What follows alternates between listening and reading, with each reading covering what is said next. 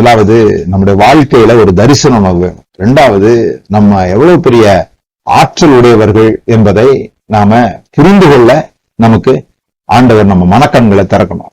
நம்முடைய வாழ்க்கை ஏதோ ஒரு சின்ன விதை இல்லை, எல்லாத்துக்குள்ளேயும் பிறப்பிக்கிற தன்மையை தேவன் உண்டாக்கி இருக்கிறார். அந்த பிறப்பிக்கிற தன்மை அப்போ நாம பெருகணும்னா நம்முடைய விதை என்னன்னு நம்ம கண்டுபிடிக்கணும். What we are going to give to this world. அப்பதான் நம்ம பெருக முடியும். நான் என்ன விதைக்க போகிறேன், நான் இந்த உலகத்திற்கு நான் என்ன கொடுக்க போகிறேன், என் வாழ்க்கைய நான் நேரத்தில் இப்படி சொல்றது உண்டு. வாழ்க்கைக்கு என்ன செய்வோம் அப்படிங்கிறது ஒரு கேள்வி, வாழ்க்கையை என்ன செய்வோன்றது இன்னொரு கேள்வி. இந்த வாழ்க்கைக்கு நான் என்ன செய்வேன், நான் சாப்பிடுறதுக்கு, நான் குடிக்கிறதுக்கு என்ன செய்வேன், என் பிள்ளைய வளர்க்கறதுக்கு, என் வீட்டுக்கு கரண்ட் பில் கட்டுறதுக்கு நான் என்ன செய்வேன், அது வாழ்க்கைக்கு என்ன செய்வேன் அப்படிங்கிறது.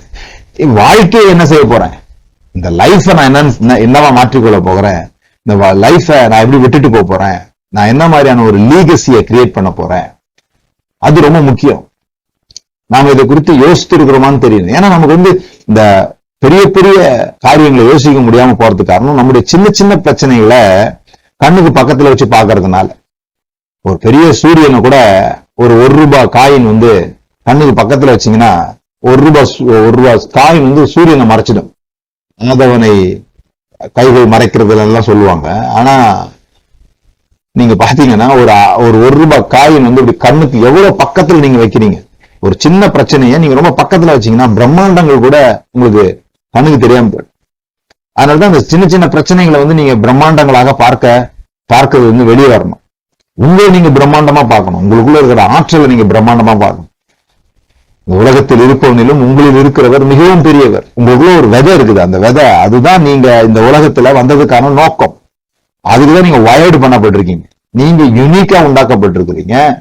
நீங்க இன்னொருத்தர் செய்யற அதே செயலை செய்ய வேண்டியதில்லை. அதே நேரத்துல நீங்க மட்டுமே செய்யக்கூடிய ஒரு செயல் அப்படின்றது இந்த உலகத்துல இருக்குது. அதுக்காக அந்த உலகம் எப்பவுமே ஏங்கிக்கிட்டே இருக்கும், காத்துக்கிட்டே இருக்கும். நீங்க உங்களுடைய பொட்டன்ஷியலை வெளிப்படுத்துவதற்காக உலகம் காத்து கொண்டிருக்கும். அப்ப அந்த விதையை நீங்க விதைக்கும் பொழுது ஒரு பெரிய சுதந்திரத்தை நீங்க பெற்றுக்கொள்ள முடியும். ஒரு இன்ஹெரிட்டன்ஸை நீங்க பெற்றுக்கொள்ள முடியும். சோ விதைப்பும் அறுப்போம் அப்படின்னு சொல்லும் போது நாம எதை விதைக்கிறோமோ அதை தான் நம்ம அறுக்கிறோம். எல்லா பெருக்கத்தின் துவக்கமும் விதை தான். நீங்க எதை பெருக பண்ணணும்னாலும் முதல்ல உங்க விதையை தான் நீங்க கண்டுபிடிக்கணும். What you are going to so in this world. நீங்கள் எதை இந்த உலகத்துல விதைக்க போகிறீர்கள் அப்படிங்கறது நீங்க கவனிக்கணும். சில சமயத்துல வாழ்க்கை ரொம்ப கஷ்டமான சூழ்நிலைக்குள்ள போகிறத நம்ம பாக்குறோம். அதுதான் என்னை பொறுத்த வரைக்கும் விதைக்கப்படும் நேரம். வாழ்க்கை ஒரு இருட்டுக்குள்ள போகும் பொழுது எல்லாமே ஒரு விதை. அந்த விதையிலிருந்து ஒரு பிறப்பித்தல்.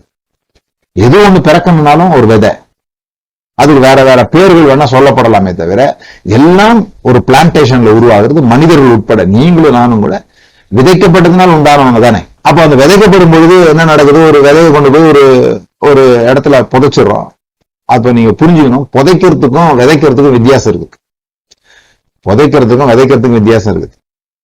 புதைக்கிறது எதுக்காக புதைக்கிறோம்னா இனிமே அது நம்ம கண்ணிலே இருக்கக்கூடாது, அது காணாம போயிடணுங்கிறதுக்காக புதைக்கிறோம்.